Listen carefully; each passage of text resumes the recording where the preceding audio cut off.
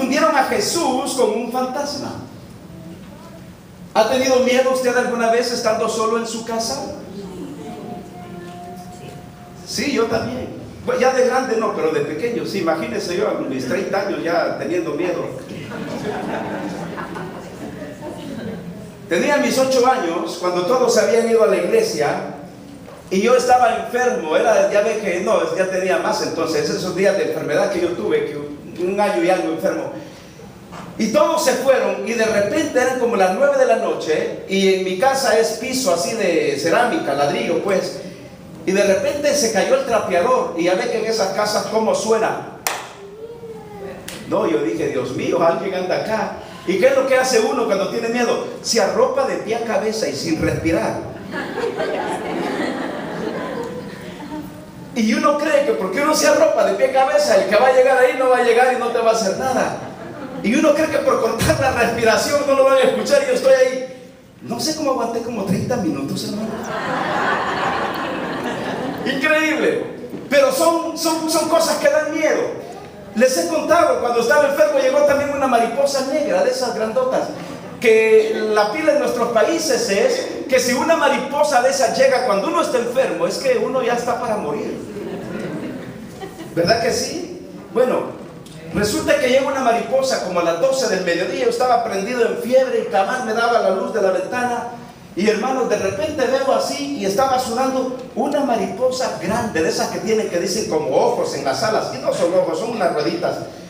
Grande la mariposa. Y entonces me entró más fiebre. Pero yo dije, antes que me lleve, yo me la llevo. Había una sandalia debajo de mi cama. Agarré la sandalia, sin haber practicado tiro al blanco. Agarro la sandalia y donde puse mi ojo, puse la sandalia. Y que le tiro. Y que, hermanos, y que se viene, mire, la mariposa pegada a la pared, con todas las entrañas saliendo. Y venía derramándose en la esquina. ¿Y sabe qué? ¿Por qué cree que estoy aquí? Porque maté a la mariposa. El miedo, el temor. Muchas veces pasamos muchos temores y muchos miedos.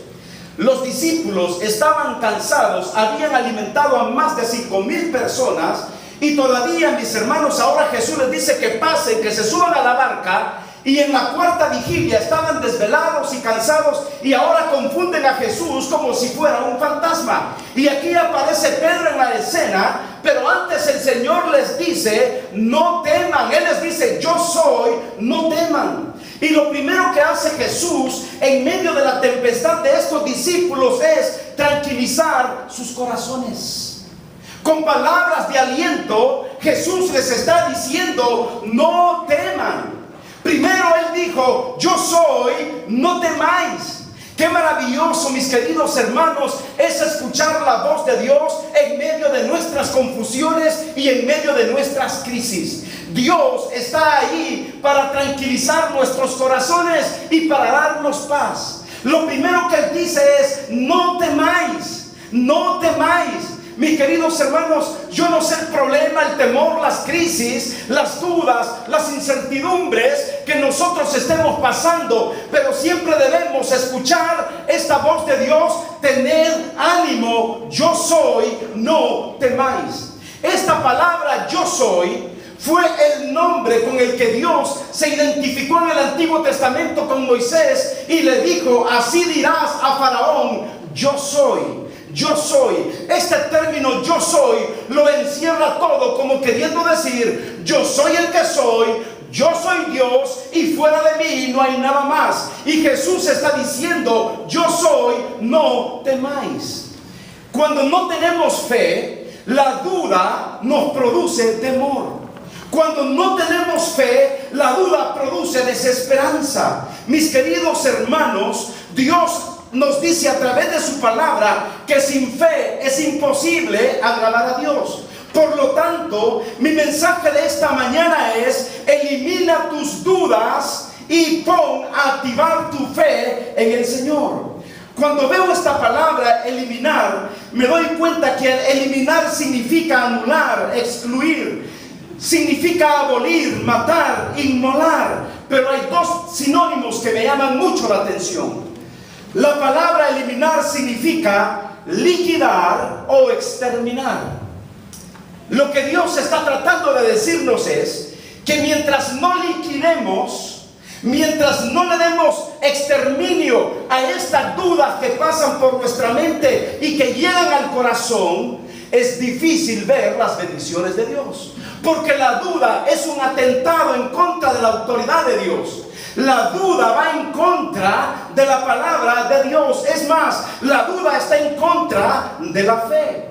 Mis hermanos, la base fundamental para mover las abundantes bendiciones de Dios es nuestra fe. Porque la fe es el centro de todo. Y sin fe no podemos agradar a Dios. Es a través de los ojos de la fe que miramos a Dios. Es a través de la fe que alcanzamos salvación y perdón de pecados. Es a través de la fe que mantenemos la esperanza de su segunda venida. Es a través de la fe que nos mantenemos esperando y confiando día con día en las promesas de Dios. Hermano, la fe es fundamental para todo en la vida de un hijo de Dios. Si usted no tiene fe, usted tiene que aferrarse a la fe, porque es a través de la fe que sabemos que Jesús está obrando día con día en nuestras vidas.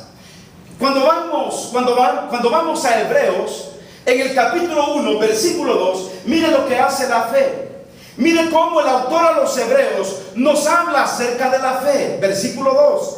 Dice el autor a los Hebreos, es 12:2. Dice el autor a los Hebreos, por la fe entendemos, no, va a ser 11, hermana, perdón, 11:2.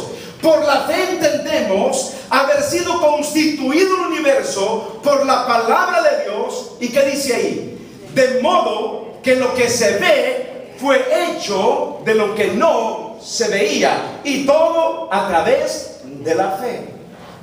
¿Usted ha visto a Dios? ¿Ha visto a Dios? No, yo no he visto a Dios.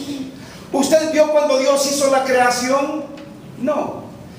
Pero por la fe, dice el autor a los Hebreos, entendemos que todo lo que nosotros vemos hoy se hizo de lo que no se veía a través de la fe.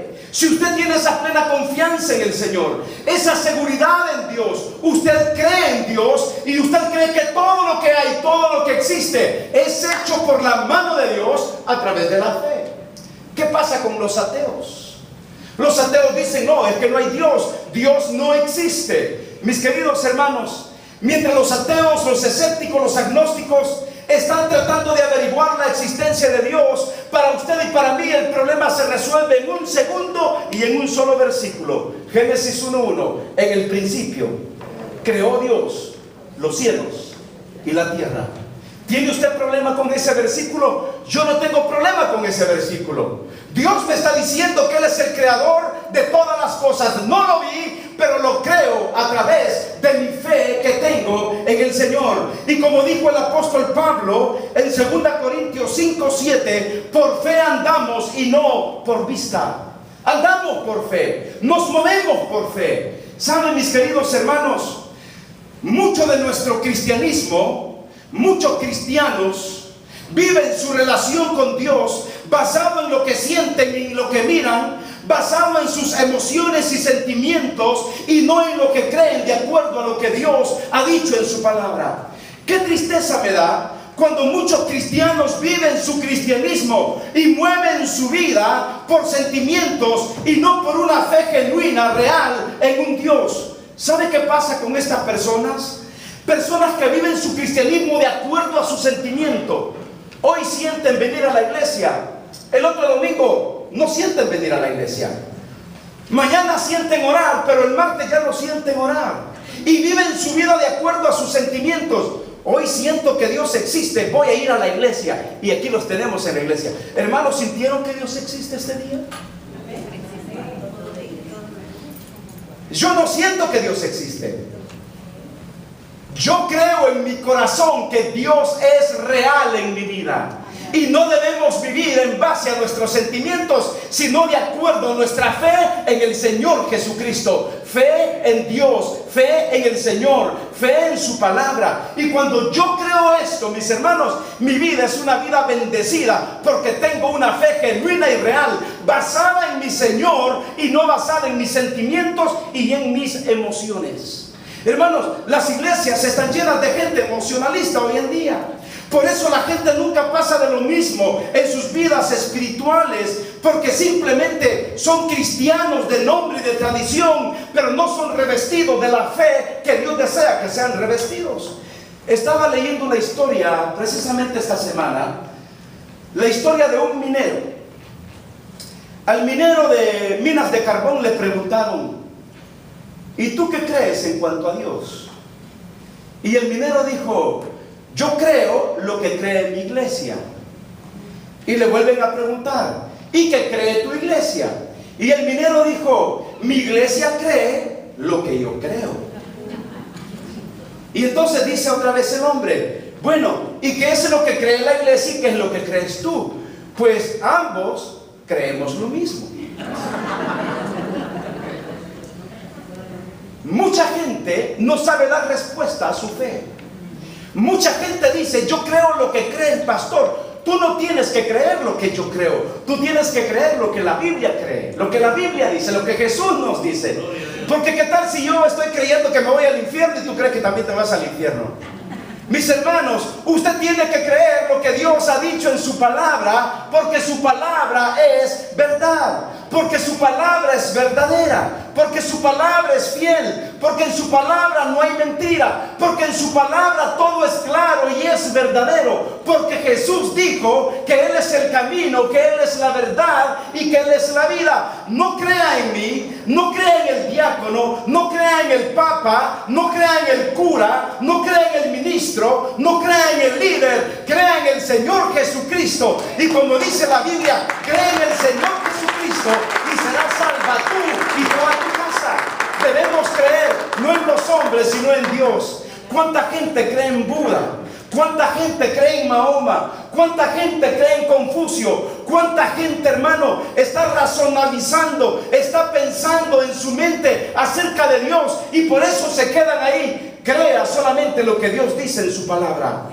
Cuando vamos a esta escena, me doy cuenta de algo del discípulo Pedro. ¿Qué pasó con el discípulo Pedro? Mire qué pasó. En el versículo 25 dice la Biblia, ¿qué pasó? Versículo 25 de Mateo 14. Mas a la cuarta vigilia de la noche Jesús vino a ellos. ¿Y qué hacía Jesús? Hermanos, andando sobre el mar. Qué maravilloso, mis queridos hermanos. Jesús caminando sobre el agua. ¿Qué nos enseña? Que Él tiene autoridad, poder, control sobre todos los elementos de la naturaleza. Yo sé que hoy hay muchos magos. Ahí en Nueva York hay magos que según ellos flotan, y que con el poder de levitación, el poder mental, que ellos flotan, que es mándelos al océano, a ver si caminan sobre el mar por lo menos 2 minutos. Jesús caminó sobre el mar, y en el versículo 26, ¿qué fue lo que pasó? Miren, los discípulos viéndole andar sobre el mar, se turbaron diciendo: un fantasma, y dieron voces de miedo. Les contaba yo una vez a algunos hermanos que sobre un cementerio iban a 2 muchachas caminando a las 12 de la noche. Y enfrente, qué feo ha de ser caminar a las 12 de la noche al lado de un cementerio. Iban y de repente comienzan a temblar porque les dio miedo ver a los lados cruces, tumbas y todo. Y de repente ven a un anciano vestido de blanco y le dice la una a la otra: hey, vamos, pongámonos al lado del anciano que vemos ahí. Claro, y se pone una a cada lado y el anciano bien contento, ¿no? Con las 2 jovencitas ahí, caminando bien tranquilo.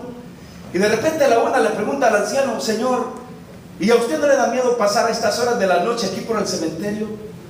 Y el hombre se les queda viendo a las 2 y les dice: cuando estaba vivo sí, ahora no. ¿Y es para qué los quiero? ¿Se imaginan un fantasma?